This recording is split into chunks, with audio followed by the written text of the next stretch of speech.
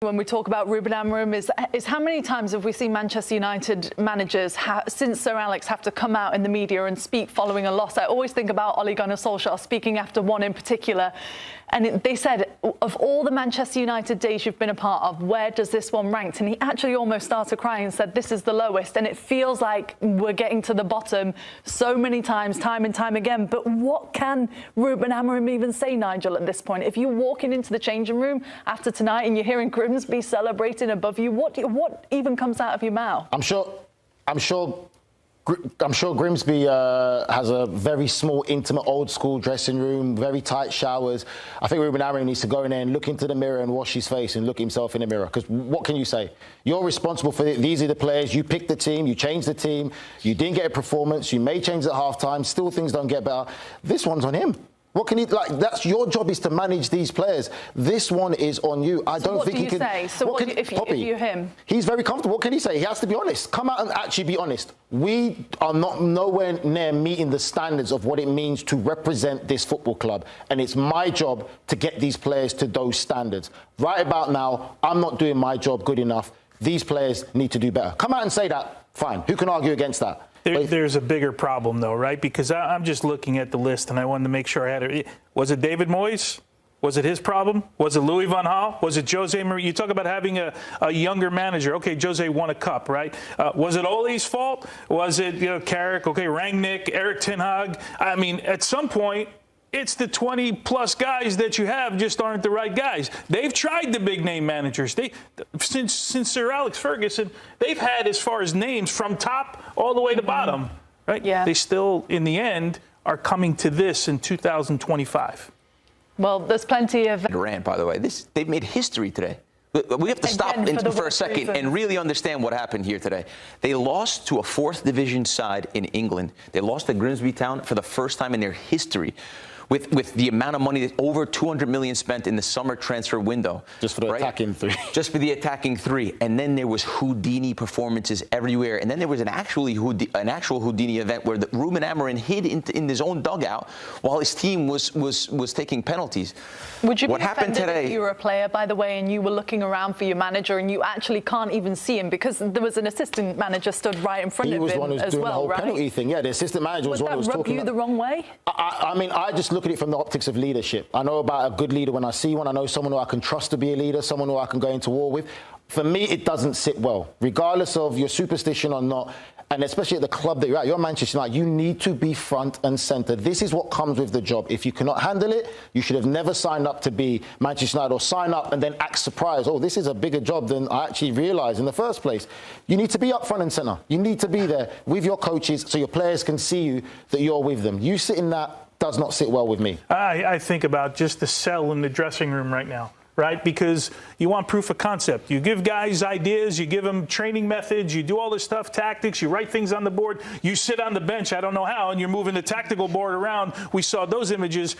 But in the end, players, what do they want to know? That it's working, right? There's nobody that can tell me right now that it's working. Now, what do you say in the dressing room tonight when Gardner and Vernon and McJanet and Warren and Pym, the goalkeeper, they just completely outplayed you. So how do you sell that to the dressing room? How do you sell that to players? Because you guys know, we've all been there, right? Oh, you've been there as well. At some point, when the manager loses that room, you're like, everything he says, you're like, in one ear, out the other ear. 100%. Right? It's pure jokes, though. In the 60th minute or 70th minute, you're away at Grimsby. And you're the manager at Man United, and you're moving magnets around, tactical magnets around. If you think he didn't have it, all you need to do is see that clip to think. I mean, this guy. And we talk again. Just quickly back to personality and character.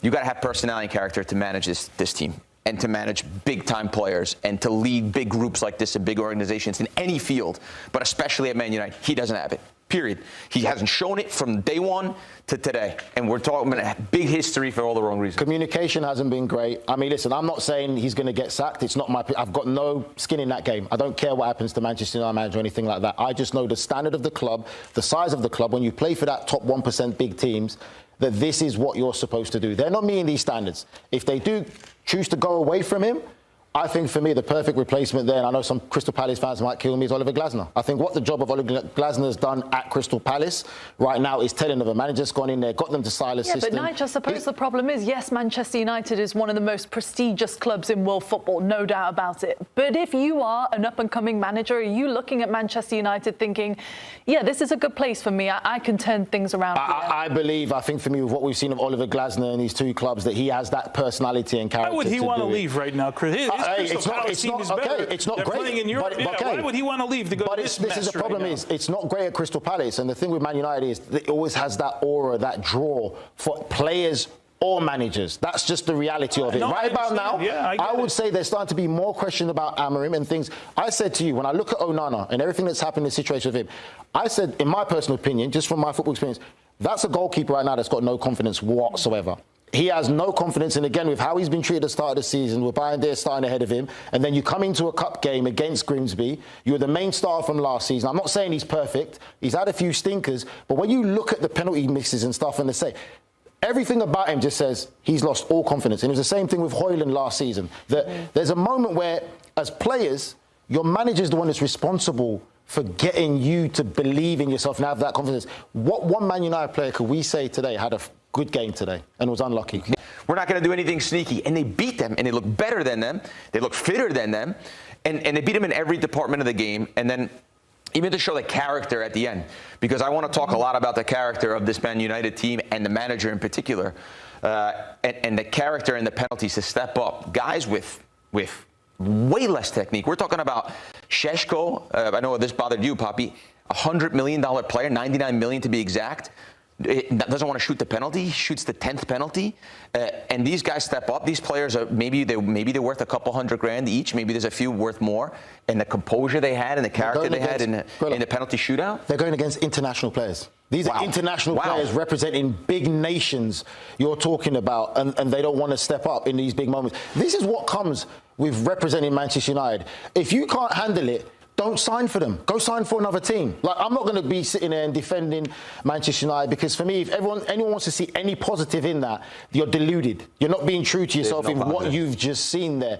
There's standards. There's nothing wrong with having standards. Today, tremendously, the standards of what it used to be representing Manchester United were not met. Anyone else who wants to have any kind of different perspective about it, you're lying to yourself. They lost in battle in midfield to a Grimsby Town It's not just the result. And everywhere else. It's not just the result, it's the performance. There's not one positive thing I can say from a Man United performance that I can see what Ruben Amorim's trying to do here. I can see what they're trying to achieve as a team. Wow. I don't even know what to say, because the storyline is Manchester United in so many ways. Right?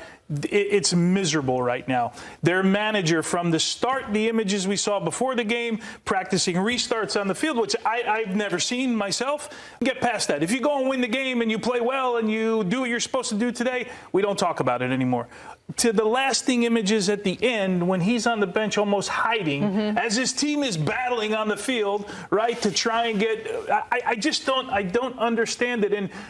And we have to talk about Man United, but I want to talk about Grimsby so badly, because what a moment it is for them. I just can't get away from the Man United side of the story. At the end of an extraordinary evening of cup football, Brian Mbeumo's miss means that Grimsby Town win 12-11 on penalties against Manchester United after it finished 2-2 after 90 minutes. United coming back from 2 down. So many penalty takers. We went all the way through the 11 and the goalkeepers and started all over again. Louis Sahar and Danny Collins with us. Danny, for Grimsby Town, what a fabulous night. What a match. What a 90 minutes and penalties. Oh, unbelievable, wasn't it? You picked the right one. No, I think, going off first half alone for the effort, and they controlled a lot of the play in that first half and went in at the break, obviously 2 goals to the good. Yes, United come out second half, made a lot of changes and got on top. Grimsby got tired as the game wore on, so you could probably argue United deserved to take it to penalties, but fantastic. And what a save from Christy Pym there down to his left-hand side from Bruno. Fantastic save, and fantastic for the club. Yeah, they deserved it, and the fans have got their moment on the pitch as well. Yeah, there we are. I knew there'd be a sign saying this. United get battered. They would say that in the home of the fishing industry here in Lincolnshire. That certainly for Manchester United, they go home and they wonder, Louis, where they go from here, because it was all them in the second half. although there was a controversial goal disallowed which would have made it 3-0, which would have obviously have been game over then. What's your quick views on United? Yeah, it's a shocker. I think that definitely that's Grimsby night, and you have to congratulate them. They made it very difficult in the first half, scoring those goals. Okay, by mistakes of like the players, but at the end, it's like an invitation. All the time, United invite those kind of performances against them, and this is not normal. And this is why I think they are in this situation. They really have to regroup. It's not about just concentration. There is like a lot of work to do. Amorim knows that he hasn't made mistakes, but tonight, let's just think about those fans. Absolutely. Yeah. And Kieran Green, the Grimsby player, with Gabriel Clark. Yeah, we've got Kieran, the captain, and we've got Terrell. What a night for Grimsby Town. It's unbelievable. I think that it'll be one that'll live in the history of this club for a long time. I know a lot of the fans were really looking forward to it. We were looking forward to it, so it's one that'll stick around forever, I can imagine. Terrell, as a former Manchester United player, sum up your night. Amazing, surreal, really. Lost for words. First ever Grimsby goal. What a time for it. Is it? Oh, yeah. Yeah, it was. For a long time coming. We're getting in the areas to score. I personally think I should score more goals, but yeah, a great time to score. And what about that penalty shootout? Yeah, it was dragging on. It was cold out there as well. I was shivering. I was last to take my pen. I just wanted to score and keep the tie going. What kept the team going when it's pulled back to 2-1 and then obviously United get that late goal? You've gone through so many different types of emotions, I imagine, this evening. Yeah, I think that obviously we went 2-0 up and everyone was like probably a bit surprised to be in that situation, but I know they've come back from 2-2 and it's 2-2, but let's have it right. We'd have took 2-2 going into the death, so 2-2, them getting the equaliser at the end, that's a win. Like, we're still the team that are like winning at that point. We'd have took that going into the end of the game, and obviously going into the penalty shootout, the gaffer had said to us that, like, lads, all the pressure is on them, and it was really. And if there's one quality you had tonight, maybe that Manchester United couldn't quite match, what was it? Just resilience, really. Like the season, we've had to come from behind, hold leads. We know what to do when it's getting tough. So when it was 2-1, 2-2, we never gave up. We wanted to get something out of the game. Like, it come this far in the game. We didn't want to leave here with nothing. Guys, a night that Grimsby Town fans will never, ever forget. Congratulations. Thank you very much, Gabriel. Thank you. Sum up that for Grimsby Town. A long penalty shootout.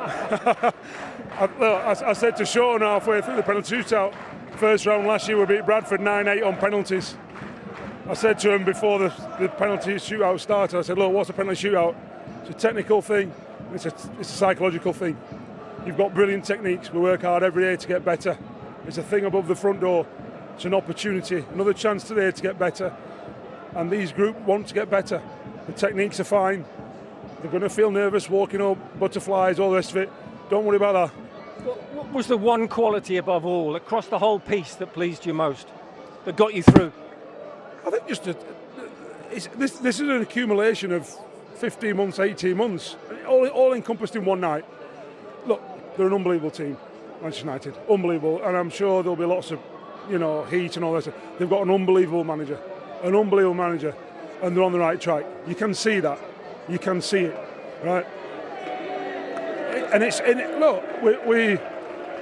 but we've got an unbelievable group of players as well, who want to play for this football club, want to live in the area, want to get better every day, want to be coached. That's a big thing. Well played, Grimsby Town. For Manchester United and Ruben Amorim, what happens now, Louis? A lot of United fans, especially at half-time, going, where are they going under this manager? You wouldn't anticipate that they were going to change the manager, would you, at this stage, just because they've lost tonight? I think they have some consideration. They have to have a bit of rough attitude, because yes, they ask result, they ask a better performance. This ground is also difficult to come and perform, but at the end of the day, it's what they're here for. They have to do it, they have to find solution. At the moment, it's nice to have communication and all those things, but we need to see better aggression, speed of play. All this is missing. You know, all the courage that you expect from Manchester United and the quality that comes then with it. It's not there. So there is like a pressure. It was a day where he had to perform. He didn't. As a man, as a manager, they have to regroup and find solution. Danny, we need to finish with the story, of course. I make no bones about repeating what I said at the top of the programme. The strength of the English game is the pyramid system, and tonight underlines why it's so special, why it matters so much. Look at all these people still here, and mighty Mariners out there still as well. I mean, it's fabulous to see. Yeah, fantastic night, as you say, for the football club and for the fans to come and witness it. And rightly so, you know, people obviously knocked the cups, and certainly in the earlier rounds, but that's what it's all about. Moments of magic like we've had tonight. I say they've earned the draw in the first round against Shrewsbury, get back home here against a big team, Man United, coming into town, and they've delivered. Yeah, and you would appreciate that coming to this country, playing here, Louis, what it means, how it filters down to the lower league clubs. No, that's brilliant. That's why I love this atmosphere. The family comes together, the smallest one in the family respect the older one, and this is tradition. And this is why I think the passion is really transferred on those moments. This is like quality, emotion transferred to everybody, and wherever like you like the opposition, you respect, you know, the history, and you take it. You say, oh, we managed to have a great result with that. It will last forever, and this is what is brilliant about this football. Gents, thank you very much indeed. I think we're going to go to sleep and dream of penalties, aren't we? Thank you very much indeed. And when they come out, having celebrated, we will bring some reaction to you from the Grimsby perspective. But whilst we wait for the Grimsby players to come out and talk to us, going out on penalties from a Manchester United point of view shouldn't mask the fact that there are questions to be asked after that performance. No, I don't think it will be. They've had a really, really difficult night, tough night. I just think in games of football like this, when you play lower league opposition, if you don't do the basics well, you're going to come unstuck. And in a game like tonight, you can talk to me about tactics and systems and formations. Just you had to do the basics well. But I can ask you about systems and formations, because even when the substitutions happened, even if they weren't like for like, so Mason Mount coming on or Xerxes coming on, they still kept the same formation and put round pegs in square holes, didn't they? I mean, Mount was left wing back at one stage. Well, we was talking about it. So when he changed and put Mason Mount in that position, they still went with a back five, but they were building with a back five against Grimsby, who was sitting on the edge of the box. So your spare man was almost in build-up when you needed that spare man sort of further higher up the pitch to make an overload out wide or through the middle. Well, how many times was that spare man De Ligt, for example, in that build-up? You know, he'd be the one joining in, and with the greatest respect to him, you should have an attacking player getting into the box, where a lot of the times it was a defender, an extra man that. It just seems crazy that he's so wedded to this formation at all costs and at any circumstance in a match that he's almost forcing people into positions, whatever the state of the game is. It just seems absolutely baffling to me that there's just no flex at all, you know, and I just feel that is definitely something, yes, application, understanding of what the game was about. I thought they were miles off it in that first half in particular, as if they rolled up today and just had no idea of what's going to be expected at Grimsby Town away on a wet Wednesday night. I think it's very easy to talk about United and the lack of everything that came with the performance today, but I was so impressed with Grimsby, the way they played, and I said at half-time, I was expecting this direct football, hustle and bustle, throw-ins, corners, but it was absolutely the opposite. The way they played the right football at the right areas at the right time, they played with an intensity, with speed. They caused all sorts of problems in the first half and could have been 3-0 up before United scored a goal. Well, let's hear from a couple of their heroes, shall we? Charles Vernon got one of the goals. Christy Pym was instrumental in goal. Both of them are with Natalie Jedra. Absolutely historical night for you. How are you processing the fact that you just beat one of the biggest clubs in the world? Yeah, it's not sunk in yet. I'm a Man United fan, so I'm half fuming a little bit. Are you? Yeah, I am, yeah. So, nights like this, what you play football for, so yeah, it's beautiful. We were talking, Charles, you said that you wanted to fast forward the penalty shootout. How did it feel there? Not that I didn't trust this man, but yeah, it's a nervy wait, and when it just kept going on and on, you just never know, and we scored one, and then you think, oh, we've got a chance, and some of the standard of their penalties was unbelievable. So yeah, it's an amazing feeling, like one that will live on forever. 13-12 on penalties. How was it from the keeper's perspective? I should have done a little bit better, shouldn't I? No, we sat down yesterday, me and the goal coach Steve, and we had a good hour going through penalties just in case. So it just kept changing. It was a bit fuming, but got one save, kept us in it, and then the boys done the rest. So brilliant. The drama, but you guys really showed a lot of attitude and aggression from the start. How was the talk between you guys before the game? Because you had a lot of attitude. Yeah, I think the message all week has been about belief and knowing how good we are, and the gaffer's instilled that. And even during the meeting, he was saying, don't just turn up. Like, there's always a chance, and if we play the right way and we play the right intensity, then why can't it be us? So yeah, to pull that off is an amazing feeling, and yeah, we're all so happy. Second half, you had to work a little bit more. What was the feeling when Man United scores that second late goal?